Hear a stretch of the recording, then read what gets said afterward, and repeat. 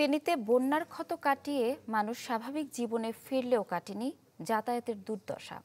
দীর্ঘ এক যুগেও কোনো সংস্কার হয়নি পটুয়াখালীর গলাচিপা উপজেলা থেকে কলাগাছিয়া পর্যন্ত আন্তজেলা সড়কটি।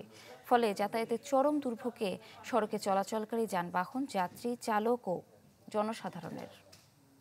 শিয়া বাটার ও ভিটামিন ই সমৃদ্ধ lily glam beauty soap. Lily, always beautiful.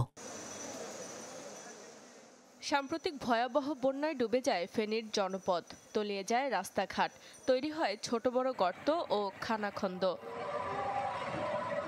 বন্যার পানি নেমে যাওয়ার কয়েক মাসেও সংস্কার হয়নি ফেনী সোনাইমুড়ি আঞ্চলিক মহাসড়ক। এখন গলার কাটা ২৪ কিলোমিটার এই সড়ক। এতে বাড়ছে দুর্ঘটনা, ভোগান্তিতে প্রায় ৫ লাখ মানুষ।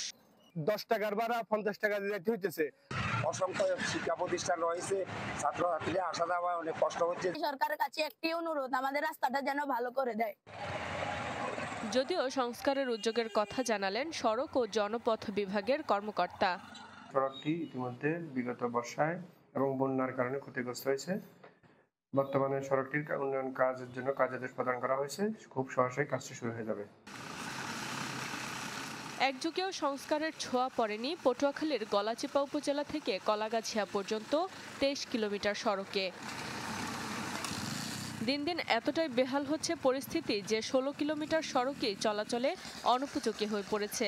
এতে প্রায়ই ঘটছে ছোট বড় দুর্ঘটনা। এই রাস্তাটা ভাঙার কারণে আমাদের যাত্রীও গাড়ি তুলতে চায় না এবং গাড়ি অনেক সমস্যা হয়।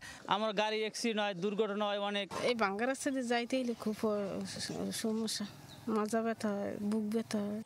সড়কটি সংস্কারে দ্রুত পদক্ষেপ নেওয়ার আশ্বাস এলজিইডি কর্মকর্তার। এই রাস্তাটা মেরামত করতে গেলে অনেক টাকার প্রয়োজন। আমরা জিবি মেইনটেনেন্স থেকে সীমিত আকারে বরাদ্দ পাই। আমরা আরসিআইপি প্রজেক্টে এটা প্রস্তাবনা সদর দপ্তরে প্রেরণ করেছি। এটা অতি শীঘ্রই ইনশাল্লাহ কার্যক্রম শুরু হবে। এই সড়ক দিয়ে প্রতিদিন যাতায়াত করে প্রায় ৩ লাখ মানুষ। শারমিন মাহমুদ, চ্যানেল 24।